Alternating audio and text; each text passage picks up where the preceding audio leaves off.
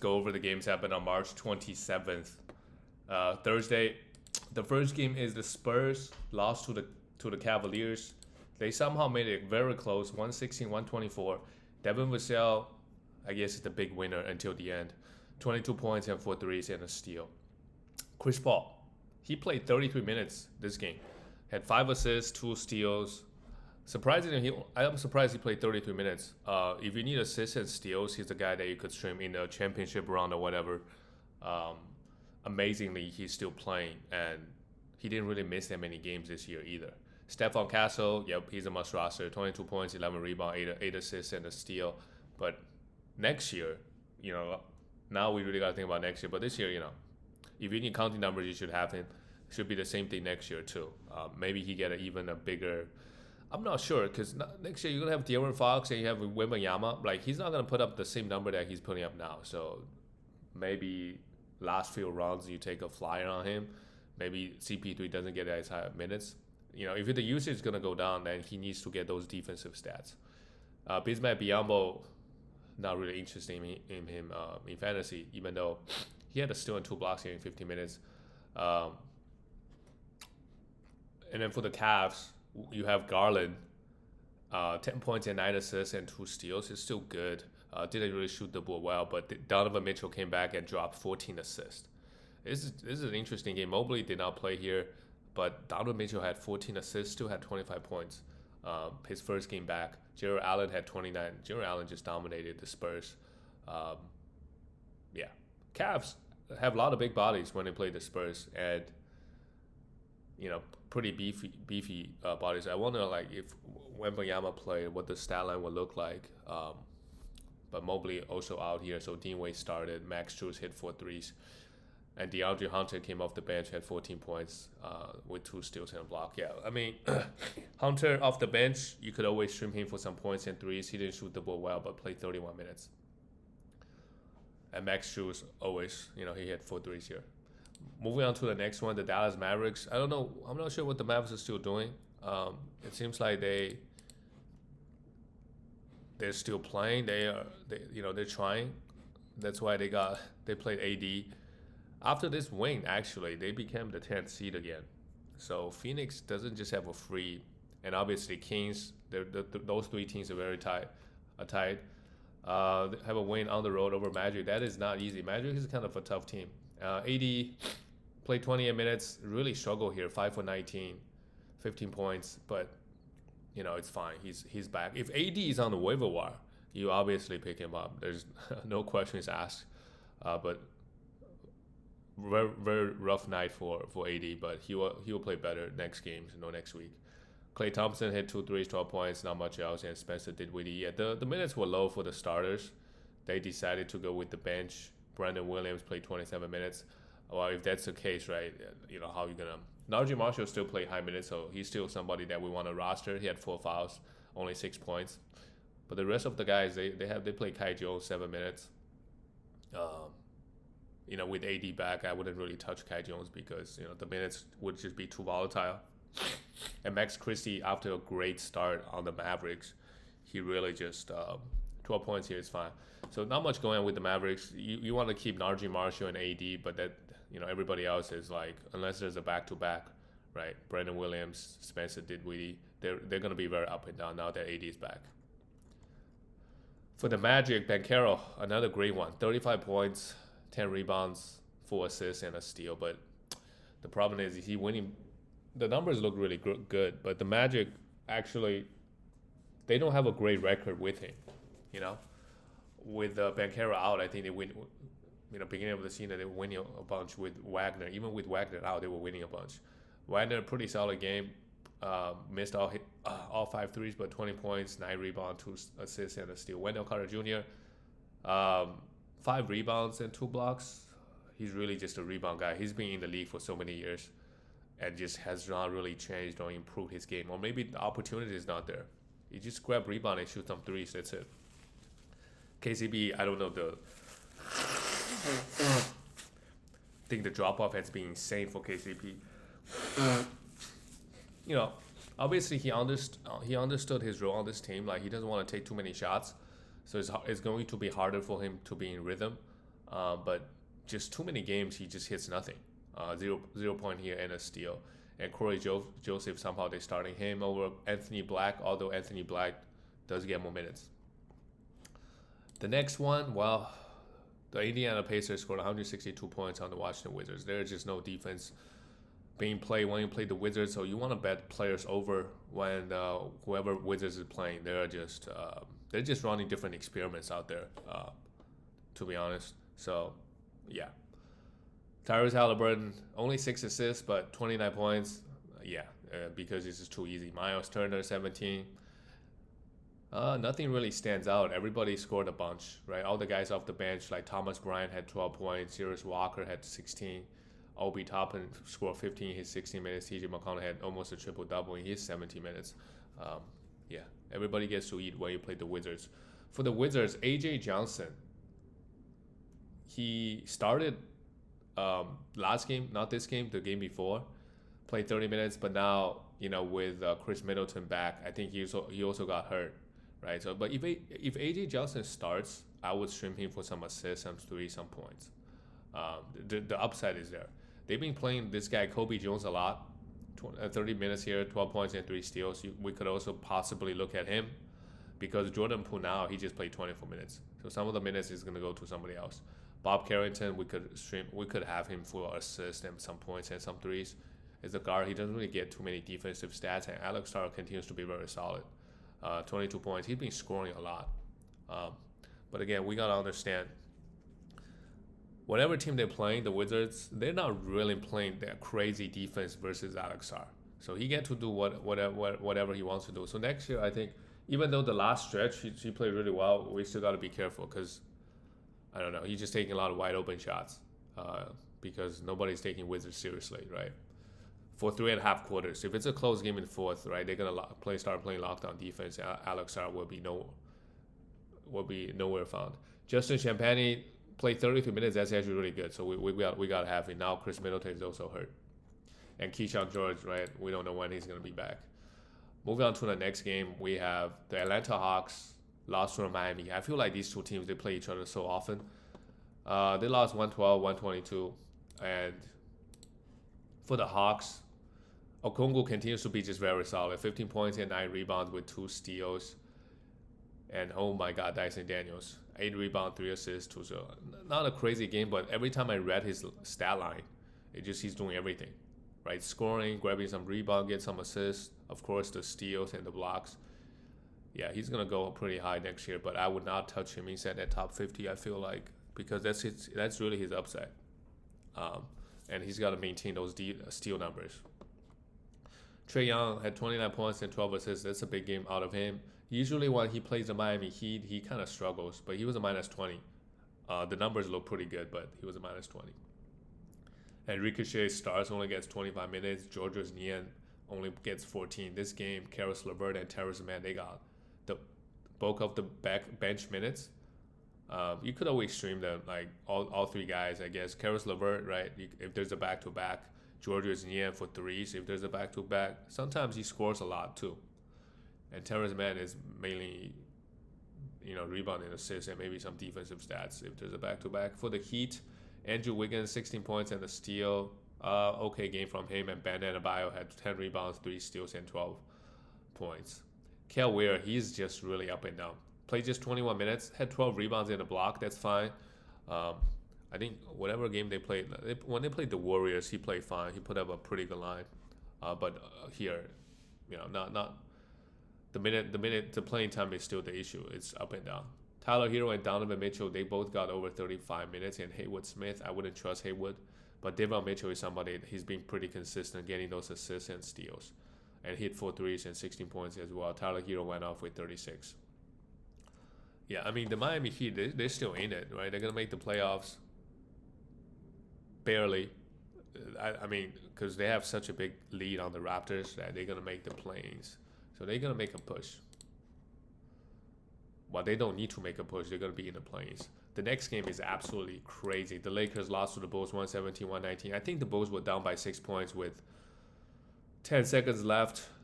They were down 5 points, right? And then they hit 3 threes. Josh Giddey hits a game winner at the buzzer from half court.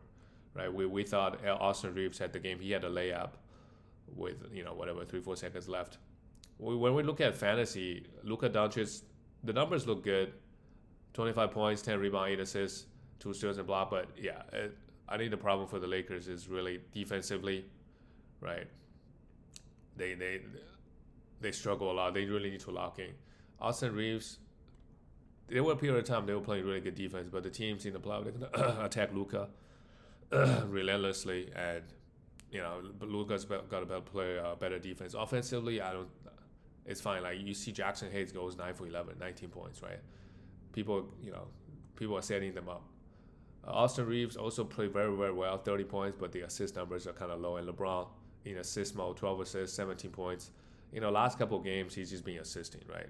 Because he let Austin Reeves and Luka kind of focus on offense, and he can do the other things. And Rui Hachimura was out, so Dorian Finney started. Yeah, not much going on. I mean, the Lakers really in fantasy, you could stream Jackson Hayes for some rebounds and field goal, but everybody else really not much going on. Vanderbilt only gets 19 minutes.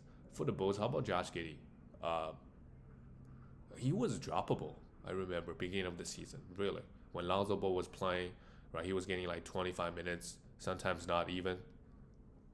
Injuries for sure helped him. Yeah, but my God, 25 points, 11, a triple-double here with 2 steals again with 4 threes. They played Laker twice. He also had a crazy game literally last week, a couple days ago. Had 7 turnovers, but who cares? Hits a game winner. Kobe White also has been extremely hot. 26 points and 9 assists with 5 threes. Yeah, I mean, this Bulls team, they're the 9th seed right now, and they have nothing to lose when they go versus the first and second team. And their offense play like this, you don't know. You don't know what's going to happen, man. Kevin Huerter also had 21 points. That's great. Matas had played 24 minutes and 12 points and 7 rebounds. And Vucevic had 14 points, 8 rebounds. They all played fairly well. Vucevic even got 2 blocks. So they're winning these tough games. We'll see what happens in the playoff. They're going to play a top team for sure. Maybe they can make it to 7 games. The next one, the Oklahoma City Thunder. Right, this one, even Jalen Williams came back. But Grizzlies, they just have a really tough time playing OKC because the two teams, obviously Ja Morant did not play here. They got a bunch of injuries, but the two teams are kind of similar. That young team that they like to, they're very good defensively. They have a lot of rim protection, right? They like to get out and run. Great defensive team, they run a lot. But OKC just better, right? Grizzlies don't have a guy. They don't have a guy like Ja. You can't really compare offensively. Compare Ja to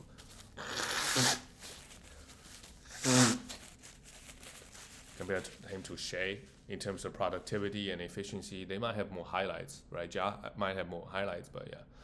Scottie Pippen Jr., we gotta roster him as long as Ja Morant is out. Ja just can't stay healthy. Next year is gonna be a big concern as well. He missed so many games this year. Desmond Bain, of course, goes 1 for 12. He's a -30. Oh my God. Jerry Jackson Jr. had 27 points. He got hit 5 threes and 2 blocks. That's good. And Santi Aldama had 10 points, 5. Yeah, Santi Aldama is a guy that we should have as well at the moment. He's been starting, getting minutes. And Jalen Wells had 13 points. Yeah, Santi Aldama, we gotta have him. And Scottie Pippen Jr. For OKC, Shea had 37. He drops 37 points with Jalen Williams playing. So, yeah, I mean, the MVP case really it's tough. Both guys are balling out of their minds. OKC obviously have a way better record. Isaiah Hartenstein had 2 steals and 2 blocks and 11 rebounds. Just an incredible game from him. He's just very, very solid. Just so good. Chet Holmgren struggled a little bit, but it doesn't matter. Only 4 points and 9 rebounds. And Jalen Williams, he came back. I think this might be the first game. Yeah, since his injury, 20 points, fit right in, no problem. So if if you're streaming at Case and Wallace or guys like that, like for sure now with Jalen Williams back, you could drop all these guys. They just don't have enough minutes. Moving on to the next one, the Rockets beat the Jazz 121-110. No surprise there. Emperor Şengün went off, of course, when he played the Jazz, 33 points and 10 rebounds, and Jalen Green had chipped in 21 points as well. So that's not bad. And Fred VanVleet goes 1 for 10, had 6 assists, a steal and block. Yeah, Fred VanVleet is is having a really bad year. And next year, if he's on the Rockets, I don't really see anything else changes because on this team, he just doesn't need to do a lot, right? Not even the assist part, because Şengün is gonna have the ball, right?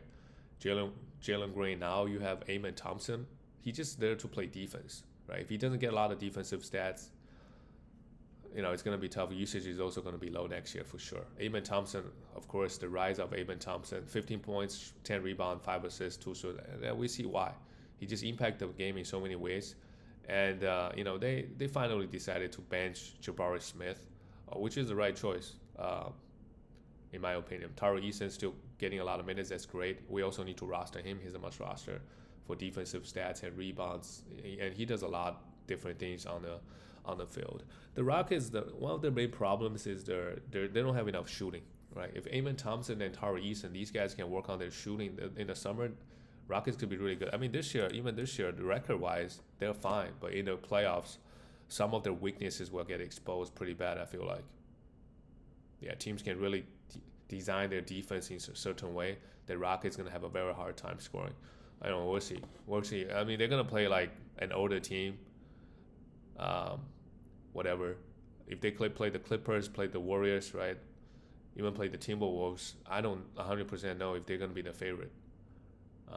If they're the favorite, like it might be a good bet to bet against them, especially if they play a team like the Warriors or the Clippers. For the Jazz, Filipowski, very solid again, 16 points with 2 steals and 2 blocks. I like him. I think we should have him in our, you should have him in fantasy. He does a lot of different things, honestly. Just kind of like a Kelly Olynyk type of player, just does everything. And he can shoot, can assist, can grab rebounds, right? Get you some steals and blocks as we see here. Walker Kessler, they're still playing him. That's fine as long as he's playing. Overall, I think Walker Kessler had a solid season. 9 rebounds, a steal, and 2 blocks. They're still playing Colin Sexton, who had a 21 points, pretty good game. And Isaiah Collier, for a little while, he was getting a lot of assists. Now the assist has dipped. Right, 16 points is okay, and Keontae George off the bench had 8 assists and 17 points. Again, Keontae George, if you need points, you need assists and threes. He's not a bad guy to have, but the efficiency we all know is has been pretty horrible, and it will continue to be horrible next year as well. So not a guy that we want to draft. Maybe last round maybe a guy that's we want to draft last round, and we have to remember like Jazz next year probably going to be in the same situation again. So it's just hard. Guys going to be in and out of the lineup as we get to the end of the season. The last game of the night, the Kings finally got a win, 107-128. They beat the Blazers, and Blazers. I mean, they made a run for sure. At some point, they were somewhat close, honestly, to the 10th seed. They're still just 4 games away, and they lost 3 straight. At one point, they were like 1 or 2 games behind the 10th seed. They were playing quite well. Donovan killing a really rough game here. I don't know why he only got 17 minutes. I don't think he was in foul trouble. But Chauncey Billups decided to go with Reith. Not sure. Anfernee Simons, decent game with 20 points and 5 assists and 3 threes. But Anfernee Simons is not a guy that we want to draft high next year. Maybe, to be honest, like last 1 or 2 or 3 rounds. Because all the young guys, who knows what's going to happen with Scoot Henderson's minutes. Shaedon Sharpe has been getting a lot of minutes, who had a solid game here, 22 points. Right? So Anfernee Simons, even though I think right now for sure he's the best guard out of the bunch, but do they want to develop him or Scoot Henderson? It's hard to play both guys together because they're both kind of small. Danny Advia continues to play amazing. 24 points, 4 threes, 9 assists. Yeah, it's the right choice, right? Don't play Jeremy Grant anymore. Give those minutes to Danny Advia. So he's a good fantasy player too. Kamara, 4 steals and a block with 2 threes. That's pretty solid. Like what he's been doing.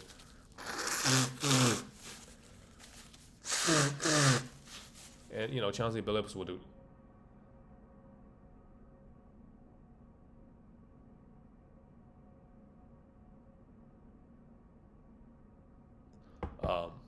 Chauncey Billups would have agreed.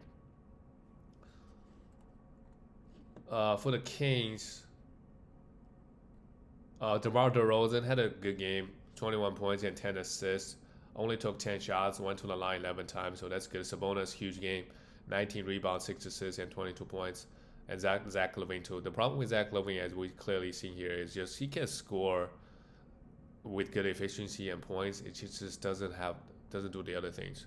Um, that's his bigger problem. And on the Kings, you got so many other guys like even Malik Monk, right? He's not even in a starting lineup. Only 17 minutes, had 16 points, which is good. Yeah, but the problem is just a lot of offense. A lot of guys need the ball in their hands, and his specialty is to score the basketball. So he needs to do the other things. So next year, I'm not too high on Zach Levine, just by the looks of it now. Malik Monk first came back great. If Malik Monk is on the waiver wire, I would also pick him up. Although even when he starts, he hasn't been putting up great numbers. So maybe the time off really helped him to kind of refocus on how to try to play better. Because the Kings, they really need to make a push. At least try to secure the ninth seed. Because the team is so close right now. That's it, guys. I'll see you tomorrow.